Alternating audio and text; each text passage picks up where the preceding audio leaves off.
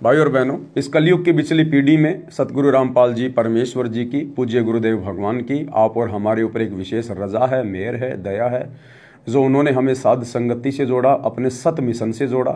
क्योंकि साध संगति से जुड़े बिना आत्मा सतलोक के लिए पूर्णतया तैयार नहीं हो सकती है। क्योंकि सतलोक जाने के लिए, पूर्ण मोक्ष प्राप्त करने के लिए इस आत्मा ने ज्ञान को आधार बनाकर हृदय से अपने गुरु को ही कबीर भगवान मानना पड़ता है। और कलयुग की पिछली पीढ़ी में गुरु को ही कबीर भगवान मनाने के लिए वो कबीर भगवान जब सतगुरु रूप में धरती पे प्रकट होता है तो साध संगतियों की शुरुआत करवाता है।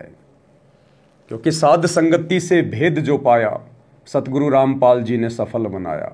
साध संगति से ही ये भेद समझ में आता है गुरु और गोविंद के बीच का, कि भाई गुरु और गोविंद दो नहीं भाई, जब तक दो समझोगे दोजक में जाई, नरक में जाओगे नरक में, जब तक अपने गुरु के अलावा किसी और को कबीर मान के पूछते रहोगे, जब तक अपने गुरु के अलावा उस दाढ़ी मूंछ वाली नकली काल्पनिक मुर्दा बेजुबान फोटो को कबीर मान के पूछते रहोगे। तो गरीबदास जी कहते हैं वो व्यक्ति, वो भगत सतगुरु से उपदेश लेने के बाद भी नरकगामी होता है, सुवान की योनि में जाता है, सुवान की योनि में। गुरु को मानुष जोग न कर चरणामृत को पान, ते नर नरक में जाएंगे और युग युग बने शवान। स्वयं परमात्मा कह रहे हैं। अगर गरीबदास जी की बात पे यकीन नहीं है तो अपने गुरु जी के मुंह से सुन लो, सतगुरु रामपाल जी परमेश्वर जी के मुख कमल से सुन लो कि गुरु क्या होता है, अध्यात्म में गुरु का कितना महत्व है। गुरु को एक मनुष्य नहीं समझना चाहिए। पूज्य गुरुदेव अपने मुख कमल से कह रहे हैं कि गुरु को एक मनुष्य नहीं समझना चाहिए। इसका मतलब हमारे गुरु जी एक मनुष्य नहीं हैं, दिखाई जरूर देते हैं आप और हमारी तरह, एक इंसान, एक मनुष्य, परंतु मनुष्य नहीं हैं। स्वयं कह रहे हैं गुरुदेव। कौन कह सकता है ये बात? कौन कहेगा कि गुरु एक मनुष्य नहीं होता? वो तुम मनुष्यों को समझाने के लिए मनुष्य जैसा बन के आता है, फिर भी हमारे समझ में नहीं आ रही, और एक कागज के टुकड़े को भगवान मान के पूज रहे हैं। और सामने जो जिंदा है, प्रकट है, ज्ञान दे रहा है, ध्यान दे रहा है, बुद्धि दे रहा है, आशीर्वाद दे रहा है, नाम दे रहा है, सत्संग दे रहा है, उसको हम भगवान मानने को तैयार नहीं, परमात्मा मानने को तैयार नहीं। तो गुरुदेव भगवान अपने मुख कमल से स्वयं कह रहे हैं, मजबूरी में बोलना पड़ रहा है, क्योंकि भगत अपने गुरु को परमात्मा मान नहीं रहे हैं।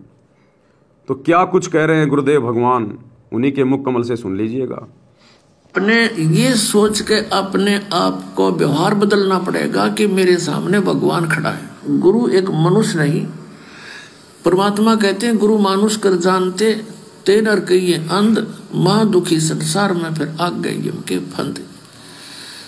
गुरु को मानुष जो गिने अर्प करे चरणामृत को पान, वो चरण धो धो पीवारू मानुष गिने, ते नर नर कह जावेंगे युग युग होवे सवान। ते भक्ति भी कर रही।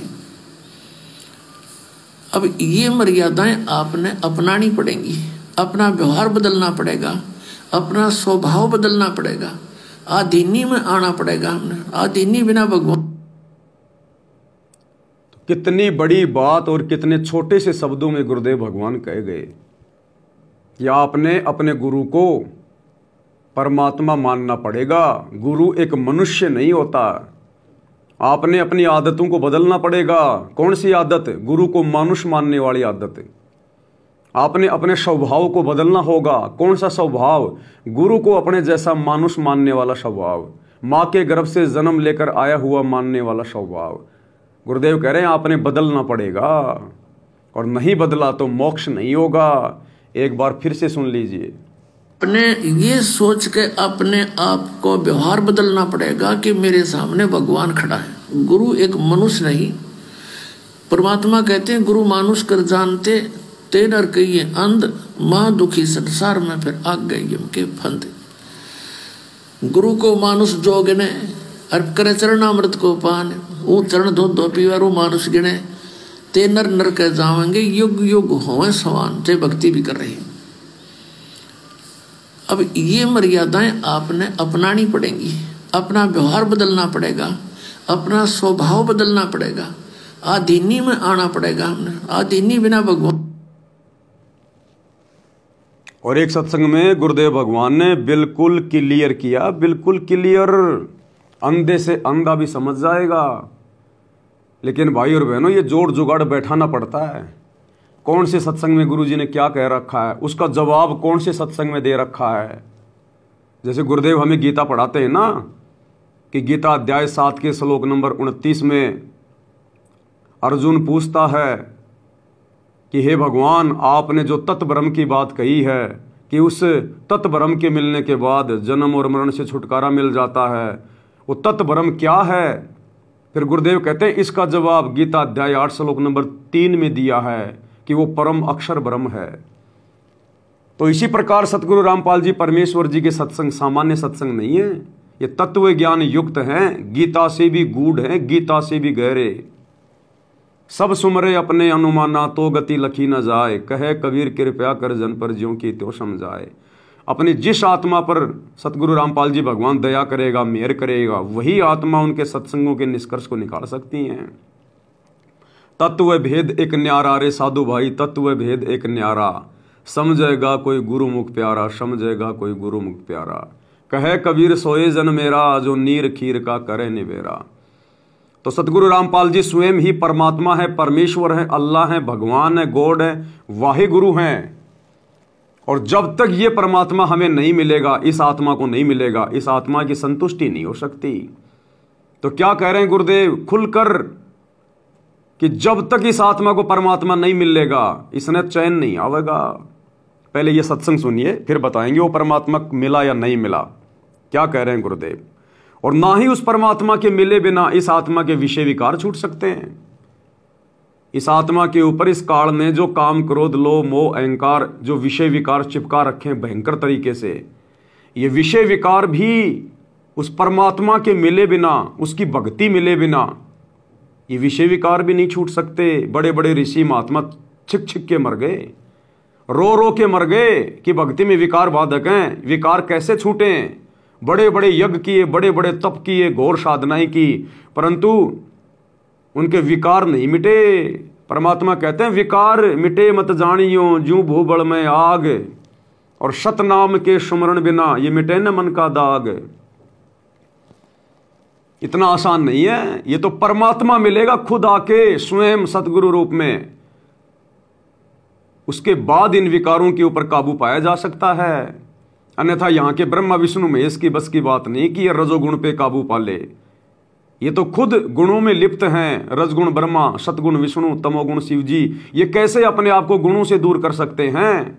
अरे मिर्च का गुण है जलन, अब मिर्ची कैसे अपने आप को उस गुण से दूर कर लेगी, कर ही नहीं सकती। तो मिर्ची खाने वाले का कैसे दूर होगा। लेकिन भैया वैज्ञानिक दूर कर सकता है। आजकल ऐसी ऐसी मिर्चियां बना दी जिनमें जलन होती नहीं है, चाहे आप कितनी मिर्ची खाओ, चाहे आप कितनी मिर्ची खाओ, आपको जलन होगी नहीं। वो गुण किसने चेंज किया, उस वैज्ञानिक ने। तो ठीक इसी प्रकार स्वयं वो परमात्मा धरती पे आएगा तो ब्रह्मा विष्णु महेश के इन तीनों गुणों के प्रभाव को कम करेगा, समाप्त करेगा, तब भगत भक्ति कर सकता है। इन तीनों गुणों की आग में जलता हुआ भगत कभी लाख जन्म भी भक्ति नहीं कर सकता। तो गुणों के प्रभाव से भी वो परमात्मा स्वयं आके अपनी भक्ति दे के, अपना आशीर्वाद दे के भगत को जो है वो बचाता है। और उसके बाद गुरुदेव कह रहे हैं कि जब तक वो परमात्मा नहीं मिलेगा इस आत्मा ने, इस आत्मा को चैन नहीं आवेगा। सुनिएगा, तो यहाँ सबके ऊपर, प्रत्येक प्राणी पे, चींटी से लेकर हाथी मानव, सबके ऊपर उनका प्रभाव है। तो उससे प्रभावित होकर सभी संतानों उत्पत्ति करते, ये विवश हो गए हैं। बस की बात नहीं, प्राणी कहते कितनी बात बनाओ। ऋषि महर्षियों की कथा सुनाते हैं आपको। ये बड़े बड़े इन्होंने खूब कोशिश की हम इस विकार से बचें, वासना रहित हो जाएं। एक श्रृंगी ऋषि था और वो घर त्याग कर ऋषि परमात्मा पाने के लिए जंगल में चला गया। अब इनको ज्ञान तो था नहीं विचारों को, लेकिन भगवान के लिए आत्मा भटक ही रही है। आप भी भटक रहे हो, कोई कहीं जा रहा था, कोई कहीं जा रहा था। यह आत्मा रुक नहीं सकती जब तक परमात्मा नहीं मिलेगा इसमें। यह आत्मा रुक नहीं सकती जब तक परमात्मा नहीं मिलेगा इसमें। यह आत्मा रुक नहीं सकती जब तक परमात्मा नहीं मिलेगा इसमें। ये आत्मा रुक नहीं सकती जब तक परमात्मा नहीं मिलेगा इसने। शब्दों पे ध्यान देना। ये आत्मा रुक नहीं सकती जब तक परमात्मा नहीं मिलेगा इसने। कैसे? कि उस समय तक इस आत्मा की संतुष्टि नहीं हो सकती भक्ति मार्ग पे। उस समय ये आत्मा भ्रमणा भटकना, मेलों में, पहाड़ों पे, मंदिरों में, मस्जिदों में, चर्चों में, तीर्थों पे, उस समय तक ये आत्मा भटकना बंद नहीं करेगी जब तक इसको परमात्मा नहीं मिल जाएगा। अन्यथा ये भगवान की चाहत में, परमात्मा की चाहत में भटकती ही रहेगी। तो आज वो भटकन किसने समाप्त की? आप और हमारी लाखों की सतगुरु रामपाल जी ने। क्या आज हम किसी भी मंदिर में, मस्जिद में, चर्च में, तीर्थों पे कावड़ लाके बद्रीनाथ, केदारनाथ, जगन्नाथ, गोवर्धन की फेरी, बरसाना, मथुरा, द्वारिका, अयोध्या, क्या आज हम कहीं भी जा रहे हैं, कहीं भी भटक रहे हैं भगवान के लिए कि वहां भगवान मिलेगा, वहां भगवान मिलेगा? नहीं भटक रहे ना। क्यों? क्योंकि अब उस आत्मा की वो प्यास बुझ चुकी है, क्योंकि आत्मा को परमात्मा मिल चुका है। इसीलिए तो हम नहीं भटक रहे। तो मिल गया तो कहां है भाई परमात्मा? अगर परमात्मा मिल गया तो कहां है? अगर आप सोचते हैं कि परमात्मा तो वो दाढ़ी मूंछ वाला नकली कबीर है, मुर्दा कबीर है, तो वो कहां मिला हमें? कहां है वो तो मिला ही नहीं हमारे को आके, कभी सामने आया नहीं, कभी बातचीत की नहीं, उसने हमें ज्ञान दिया ही नहीं, नाम दिया ही नहीं। तो आत्मा का भटकना कैसे मिट गया फिर? कहां है वो परमात्मा जो हमें मिल गया? गुरु के रूप में, सतगुरु के रूप में। सतगुरु रामपाल जी है वो परमात्मा, जिनसे उपदेश लेने के बाद, जिनका ज्ञान समझ में आने के बाद अब इस आत्मा ने परमात्मा को खोजना छोड़ दिया। अब इस आत्मा रूपी हिरण ने कस्तूरी की खोज करनी छोड़ दी, क्योंकि हमें सतगुरु रूप में परमात्मा मिल गया, कबीर मिल गया। सतगुरु रामपाल जी स्वयं कबीर भगवान है। अन्यथा ये आत्मा परमात्मा बिना रुक नहीं सकती, रह नहीं सकती।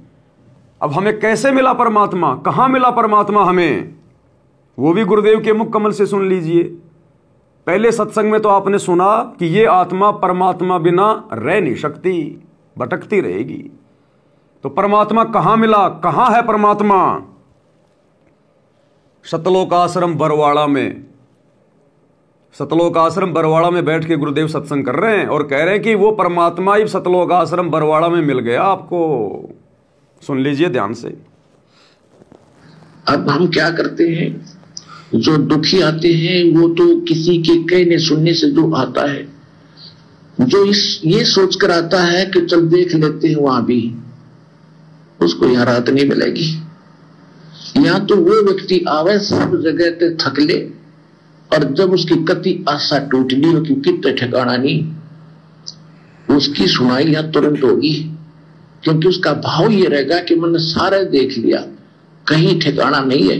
और फिर यहाँ हृदय से रो के पुकार करेगा, रोज नया सुख होगा उसकी आत्मा में, रोज नया, चाहे कैसी बीमारी हो, कैसी ही टेंशन हो। परमात्मा किसे कहते हैं? परमात्मा की खोज क्यों करते थे? राजा लोग भी ढूंढा करते, भगवान मिल जाए और सुख हो मुझे। अब सुनो, वो ऐसे करता ही करता है। तो वो परमात्मा ई मिला आपने इस सतलोक आश्रम वाला जिला हिसार हरियाणा में।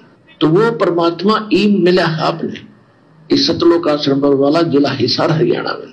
तो वो परमात्मा ई मिला आपने इस सतलोक आश्रम वाला जिला हिसार हरियाणा में।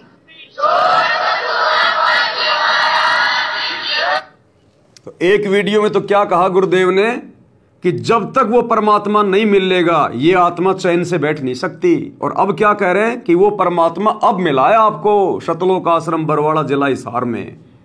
तो सतलोक आश्रम बरवाड़ा जिला हिसार में कौन बैठा भाई? जिनसे हम नाम दीक्षा लेने गए थे, जिनके हम सत्संग सुनने गए थे, सतगुरु रामपाल जी। तो कौन हुआ वो? कबीर भगवान, परमात्मा सतगुरु रामपाल जी। इसलिए इस आत्मा की भ्रमणा भटकना मिट चुकी है। अरे तभी तो हम तीर्थों पे नहीं जाते, मंदिरों में नहीं जाते, चर्चों में नहीं जाते, कहीं नहीं जाते हम, क्योंकि हमें विश्वास है कि परमात्मा मिल गया। लेकिन हमारे खुद के 90% भाई बहनों को अब भी विश्वास नहीं है।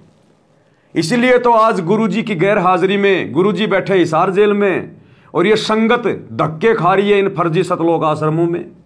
क्यों? क्योंकि अभी तक इनको विश्वास नहीं है कि हमारा गुरु परमात्मा है, इसीलिए तो भटक रही है। अन्यथा हम सत्सेवक तो कहीं नहीं जाते। हमें तो विश्वास हो चुका है, हमारी आत्मा को विश्वास हो चुका है कि हमारा परमात्मा हमारा गुरु है, हमारे गुरुदेव हैं कबीर भगवान। और कबीर भगवान हमारे साथ में हैं। घटी ही में गंगा, घटी ही में जमुना, घटी ही में है जगदीश, सतगुरु तारेंगे। और उन्होंने हमें अपनी सतभक्ति दे दी, तीनों समय की आरती दे दी, मंत्र दे दिए, नियम दे दिए, सत्संग दे दिए। अब हमने भ्रमने भटकने की जरूरत नहीं है कि मोकू कहां ढूंढे रे बंदे मैं तो तेरे पास में, कि नालायक अब कहां घूम रहा है, तू कहां भटक रहा है। तेरे को सब कुछ दे दिया, भक्ति का पूरा कोर्स दे दिया, अब बैठ के भक्ति क्यों ना कर। अब भी तू धक्के खाता क्यों फिर रहा है मेरी गैर हाजिरी में। अरे गुरु आश्रम में हो तो लाख बार जाओ, लाख बार। गुरु आश्रम में है ही नहीं और आप धक्के खा रहे हो आश्रमों में जाके, तो अभी तक आपकी आत्मा की भ्रमणा भटकना मिटी नहीं है। अभी आपको विश्वास नहीं है, अभी आपको परमात्मा मिला नहीं है, अभी गुरुदेव ने आपके ऊपर आशीर्वाद बनाया नहीं है, क्योंकि आपको विश्वास नहीं है। और जिसको विश्वास नहीं होगा वो यूं ही भटकता रहेगा पूरी जिंदगी। कहे कबीर सुनो भाई साधो मैं तो हूं विश्वास में।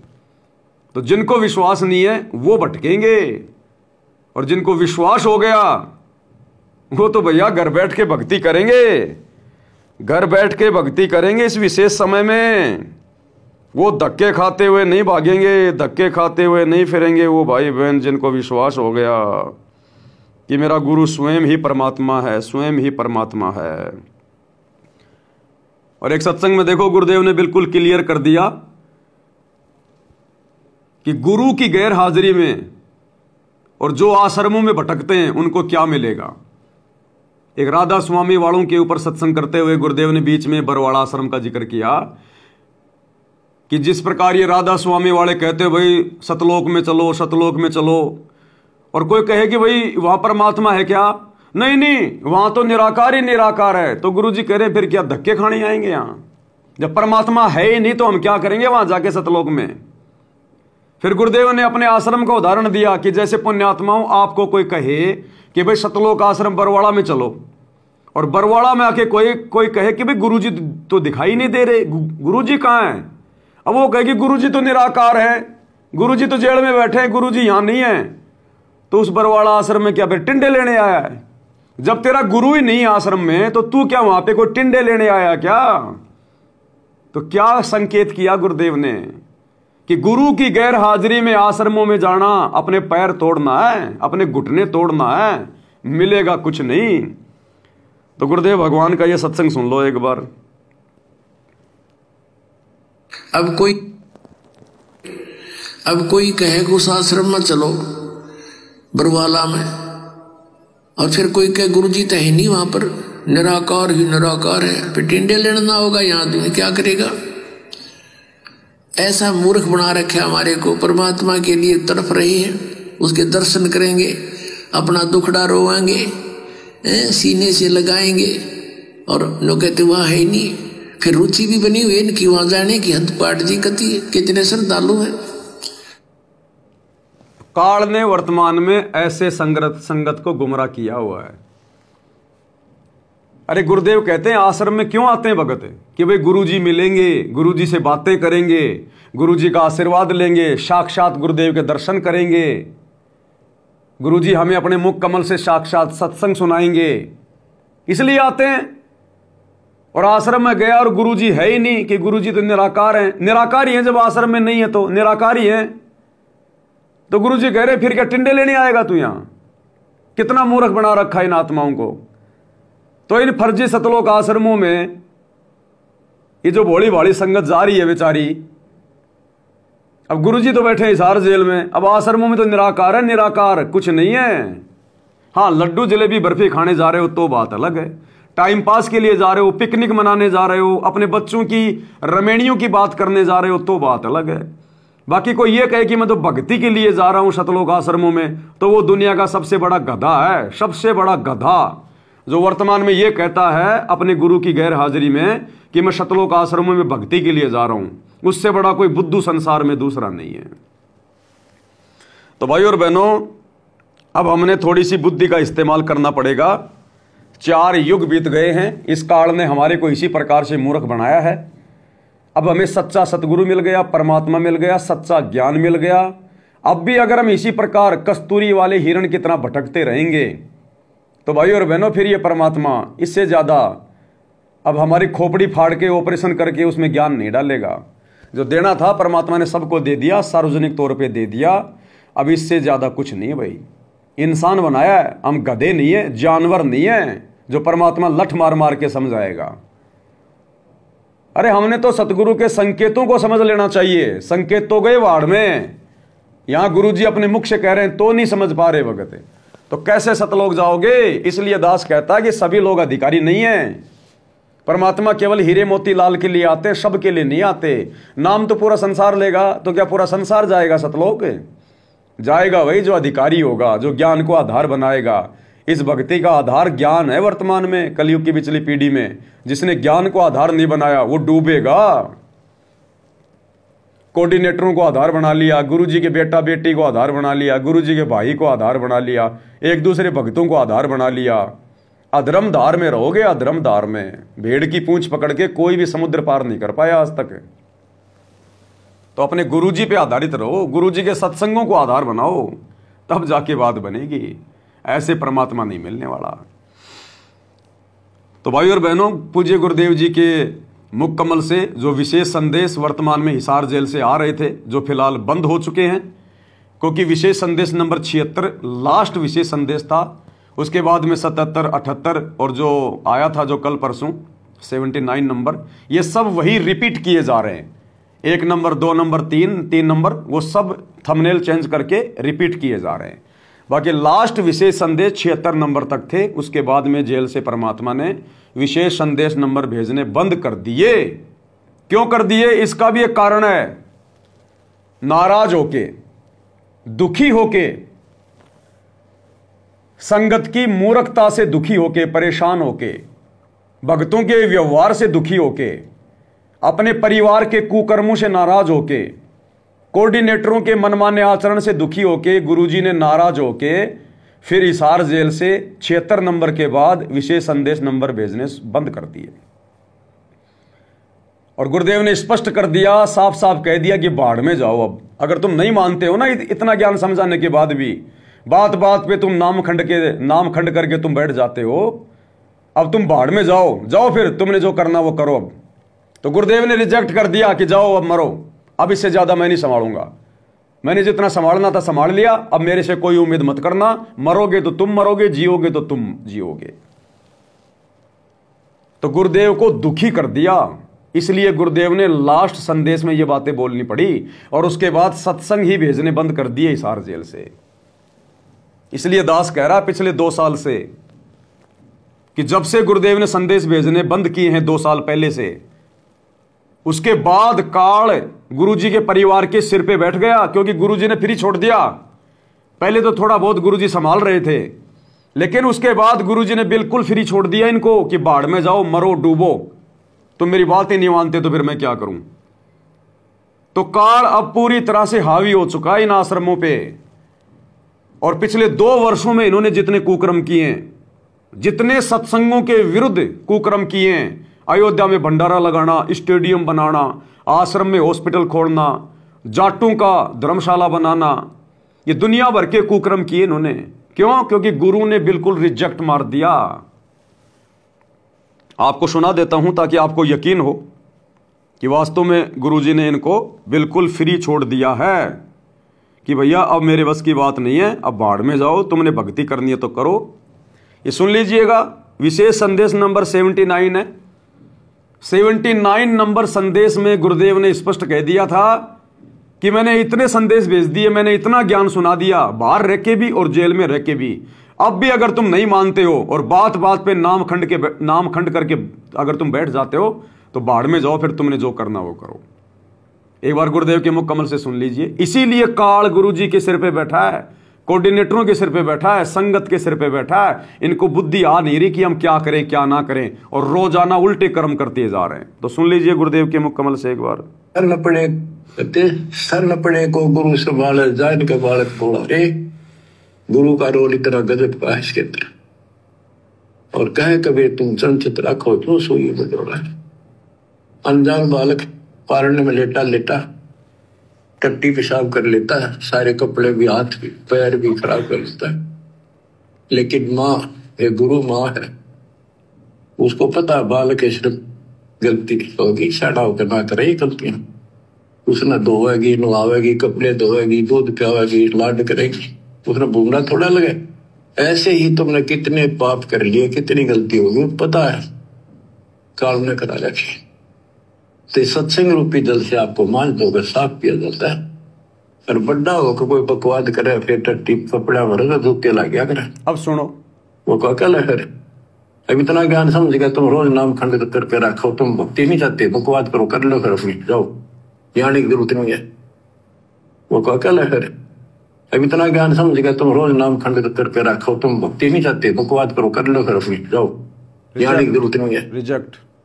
वो क्या है फिर, अब इतना ज्ञान समझ गया, तुम रोज नाम खंडित करके रखो, तुम भक्ति नहीं चाहते, बकवाद करो, कर लो फिर अपनी, जाओ, जाने की जरूरत नहीं है। इतना समझा दिया, ये संगठन हो गए, तुमने ये गंदे कर्म करता ना, अब भी वह भावना बनी रही, तो फिर के खाक सत्संग सुनकर क्या भक्ति करोगे? क्या भी डर नहीं बना तुम्हारे को? कितना भय हो जाना चाहिए।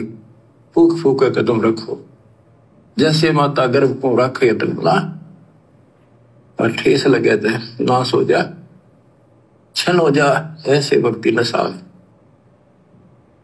तो भाई और बहनों, सतगुरु रामपाल जी भगवान ने इसार जेल में बैठकर अपने परिवार को, कोऑर्डिनेटरों को और लाखों की संगत को रिजेक्ट कर दिया था 2 साल पहले ही। इतना ज्ञान सुनकर तुम रोजाना नाम खंड करके बैठ जाते हो, तुमने भक्ति नहीं करनी, बकवाद करनी है, अब जाओ तुम कर लो बकवाद, ये आने की जरूरत नहीं है। जिन बातन से गुरु दुख पावे उन बातों को दूर भगावे। अरे इसी प्रकार तो हमने सतलोक में अपने गुरु जी को दुखी किया था, और इसी कारण से दुखी होकर बार बार हमें समझाते थे, आकाशवाणी करते थे, बच्चों इस काल की तरफ मत देखो, मत देखो, इसको अपने कर्म फोड़ने दो। हम नहीं माने, अंत में गुरुजी ने रिजेक्ट कर दिया। और अब 20 साल से तो गुरुजी ने बाहर रह के ज्ञान समझाया, कम नहीं होती 20 साल। और इसार जेल में पिछले 10 साल से गुरुजी तरह तरह के संदेशे दे रहे हैं। और अब लास्ट में आकर गुरुजी ने जब देखा कि ये नहीं मान रहे, वो तो अंतर्यामी है, सब देख रहा है, सब जानता है क्या क्या कुकर्म कर रहे हैं, तो लास्ट में गुरुदेव ने बिल्कुल क्लियर कर दिया कि बाढ़ में जाओ, अब इतना ज्ञान समझा दिया फिर भी तुम नहीं मान रहे, रोजाना नाम खंड करके तुम बैठ जाते हो, इतनी बकवाद कर रहे हो तुम, तो जाओ फिर बकवाद ही करो, जाओ, ये आने की कोई जरूरत नहीं है। रिजेक्ट। इसलिए दास कह रहा है कि सतलोक आश्रम मैनेजमेंट हरियाणा के सिर पे काल बैठ गया, और इनसे जितने भी कुकर्म जो करवाए जा रहे हैं ये काल करवा रहा है इनके सिर पे बैठ के। इनको नहीं पता हम क्या कर रहे हैं। पागल आदमी जब लैट्रिन खाता है तो उसको नहीं पता चलता कि मैं लैट्रिन खा रहा हूं या मैं फिर ये रसगुल्ला खा रहा हूं, को समझाएगा तो भी नहीं समझेगा। तो भैया काल ने सतगुरु के परिवार को पागल कर दिया। इन पागलों की कुसंगति छोड़ो, इन काल एजेंटों की कुसंगति छोड़ो। ये सतलोक आश्रम काल का कैद खाना है, काल का कैद खाना। जितनी जल्दी हो सके उधर से निकल लो। सात संगति की वीडियो देखकर सात संगति से जुड़ जाओ। अरे अपने गुरुजी के मुख कमल से सारी बातें सुनने के बाद भी तुम्हारे समझ में नहीं आ रही, इसका मतलब तुम भक्ति योग्य नहीं हो। तुम्हारा इस जन्म में, तुम्हारा सतलोक में निवास नहीं है, और इस जन्म में नहीं तो गई बात, बिगड़ गई बात, गई भैंस पानी में। इसलिए दास बारंबार कहता है कि 2022 की जो परीक्षा थी वो लास्ट परीक्षा थी। हमने कितना प्रयास किया आत्माओं को रोकने का। दास पहले से ही बोल रहा था जेल जाने से पहले से कि भैया हो सकता है दास को जेल भी जाना पड़ सकता है, और यह काल का षड्यंत्र होगा तुम आत्माओं को ठगने का। गलती मत कर देना, आश्रमों की तरफ मत चले जाना। भले साध संगति से हटके अपने घर पे बैठ के भक्ति कर लेना, लेकिन सतलोक आश्रमों में मत जाना, नहीं तो सूखे मारे जाओगे। दास ने बहुत समझाया, बहुत समझाया, लेकिन आत्माओं को तो चाव चढ़ा हुआ था, मामा के जाऊंगा, मामा के जाऊंगा, सतलोक आश्रम में जाऊंगा। अरे मामा के तो कितने दिन जाएगा, ज्यादा से ज्यादा 2 दिन रह लेगा। शादी कोई 1 महीने थोड़ी चलेगी, तो 2 दिन मामा के जाके आ गए तुम, अपनी मर्यादा खंडित करके आ गए। और अब क्या तुम्हारे पास में, ना घर के ना घाट के, धोबी के कुत्ते। क्योंकि परमात्मा ने तुम्हें सात संगति से भी रिजेक्ट कर दिया, और उधर आश्रमों से भी तुम रिजेक्ट हो। इसलिए दास 2022 से पहले इतना चिल्ला रहा था। ये शंका समाधान की पुस्तक भगवान ने इसीलिए निकलवाई थी कि कम से कम ये तो दिमाग लगा लो कि ये पवन दास तुम्हारे जैसा 2 कोटि का जीव ये कैसे शंका समाधान की पुस्तकें लिख देगा, ये कैसे लिख देगा इतना सारा सब कुछ। 2013 में नाम लिया, 14 में बरवाला कांड हो गया, 1 साल इसने गुरुजी की जो है मतलब संगति की, ये कैसे लिख देगा? कैसे हजारों वीडियो 10-10 घंटे के बना देगा, 5-5 घंटे के? अगर सतगुरु का आशीर्वाद नहीं है तो कैसे ये हजारों आत्माएं ज्ञान को आधार बना के साथ संगति से जुड़ी है? ये पागल है क्या? अगर पागलों की भीड़ देखनी है तो आश्रमों में जाके देखो, लाखों की भीड़ मिलेगी, कोई ज्ञान आधार नहीं है, ज्ञान आधार से कोई नहीं जुड़ा। लेकिन लोग समझ नहीं पाए क्योंकि काल प्रेरणा तो परमात्मा ने तो छटनी करनी थी, जो गंदगी थी साथ संगति में परमात्मा ने किसी भी बहाने उसको निकालना था कि यह साथ संगति के योग्य नहीं है, तो परमात्मा ने निकाल दी उस गंदगी को। अब निकाल के दिखाओ ना किसी को, अरे अब निकाल के दिखाओ। पहले से कहीं ज्यादा है आत्माएं साथ संगति में, पहले से कहीं ज्यादा। अब निकाल के दिखाओ इन आत्माओं को, एक भी टस से मस नहीं होने वाला, एक भी। अब निकाल के दिखाओ। अब अगर ये पवन दास भी सात संगतियां छोड़ दे और ये पवन दास भी अगर ये कह दे कि भैया मैं गलत हूं, सात संगति ये गलत है, मैं काल प्रेरित था, मुझे माफ करो, सभी भाई बहन जाके आश्रमों से नाम दीक्षा ले लो। अगर ये पवन दास अब भी ये बातें बोल दे और मैं कह दूं भैया आज के बाद मैं सात संगति नहीं कर रहा, तुमने जो करना तुम करो, मैं तो भैया सात संगति छोड़ के अपने घर पे बैठा हूं, इस पवन दास की बात भी कोई नहीं मानने वाला, कोई भी, कि पवन दास हम तेरे को देख के सात संगति से नहीं जुड़े। तू क्या है जो हम तेरे को देख के जुड़ेंगे? हम तो गुरुजी के ज्ञान को देख के जुड़े जो तूने बताया है। तो तू नहीं बताएगा तो कोई और बताएगा, और अब किसी और की भी जरूरत नहीं, परमात्मा ने हम सबको तैयार कर दिया, अपनी जरूरत ही नहीं है तेरी। तू हमारे जैसा हमारा गुरु भाई है, तेरी तो सेवा थी, तूने अपनी सेवा की, हमारे ऊपर कोई एहसान थोड़ी किया तूने बता के वीडियो बना के। तो अब अगर ये पवन दास भी घर पे बैठ जाएगा ना सात संगति छोड़ के और ये कहेगा कि सात संगतियां गलत है, सात संगतियां गलत है, एक भी इस बात के ऊपर विश्वास नहीं करने वाला, क्योंकि परमात्मा ने आत्मा से उनको विश्वास दिला दिया कि सच्चाई कहां है, सत्यता क्या है। इसलिए आत्माएं सतलोक जाएंगी इतनी दृढ़ होके। अब नहीं हटने वाले सात संगति से। अब दिखाओ जरा हटा के कोई, अरे अब दिखाओ हटा के। पवन दास को गुरुद्रोही बता के ऑडियो वीडियो निकाल के निकालो, रोज आ रहे हैं, कोई नहीं हट रहा। अब जो कचरा था वो निकल चुका है, अब प्योर आत्मा है, प्योर आत्मा जो अपने आगे की तैयारी में लगी हुई है। क्योंकि हम सात संगत वाले, हम सत्सेवक किसी को देख के नहीं चलते, हम देखा देखी के टट्टू नहीं है, हम ज्ञान आधारी आत्मा है, अपने गुरु जी को देख के चलते हैं, गुरु के ज्ञान को देख के चलते हैं। और गुरु का ज्ञान अगर किसी गधे से भी अगर समझने को मिल जाए तो वो गधा हमें प्यारा है, वो गधा हमें बहुत प्यारा है, जो हमें सही मार्गदर्शन दे, जो हमें गुरु जी के ज्ञान आधार से चलाए। इसलिए भैया ये सात संगतियां सतगुरु का यथार्थ 13वां कबीर पंथ है।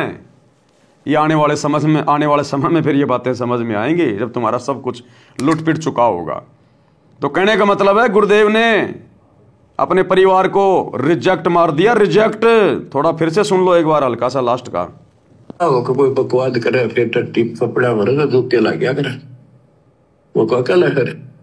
अब इतना ज्ञान समझ गया, तुम रोज नाम खंड करके रखो, तुम भक्ति नहीं चाहते, बकवाद करो, कर लो, करो, जाओ, जाने की जरूरत नहीं है। वो क्या कल है। अब इतना ज्ञान समझ गया, तुम रोज नाम खंड करके रखो, तुम भक्ति नहीं चाहते, बकवाद करो, कर लो, करो, जाओ, जाने की जरूरत नहीं है। वो क्या कल है। अब इतना ज्ञान समझ गया, तुम रोज नाम खंड करके रखो, तुम भक्ति नहीं चाहते, बकवाद करो, कर लो, करो, जाओ, जाने की जरूरत नहीं है। इतना समझा दिया, ये असंग जन्म हो गए, तुमने ये गंदे कर्म करता ना, अब भी वही भावना बनी रही तो फिर के खाक सत्संग सुंदर क्या भक्ति करोगे? या भी डर नहीं बना तुम्हारे को? इतना भय हो जाना चाहिए। फूक फूक कदम रखो, जैसे माता गर्भ को रखे तुम ना, और ठेस लगे थे नाश हो जा, छन हो जा, ऐसे भक्ति नशा। इसलिए दास कहता है कि गुरु जी का परिवार गुरु जी की तरफ से रिजेक्टेड है, रिजेक्टेड। रिजेक्टेड माल को ये संगत हीरे मोती लाल समझ के लूटने में लगी हुई है, कुछ नहीं मिलेगा अंत में धोखे के अलावा। भाई जो गुरु वचन पे डट गए, कट गए फंद 84 के, कट गए फंद 84 के, कट गए फंद 84 के।